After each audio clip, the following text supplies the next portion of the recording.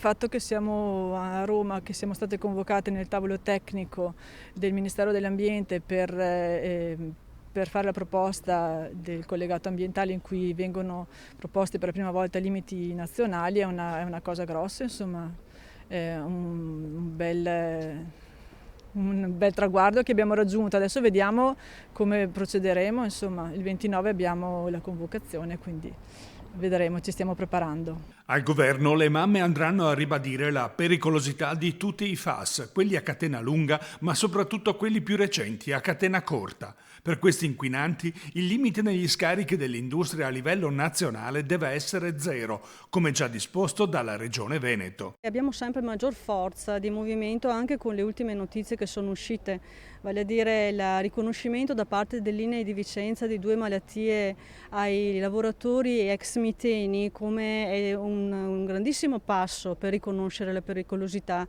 di queste sostanze, come anche gli studi del professor Foresta che hanno visto purtroppo che la salute riproduttiva dei nostri figli delle nuove generazioni è compromessa. E il processo ai vertici della Miteni a che punto si trova? Ad oggi la situazione è che siamo ancora nella fase dell'udienza preliminare e ci accingiamo a discutere l'udienza al 30 novembre verosimilmente, salvo ulteriori istanze di rinvio.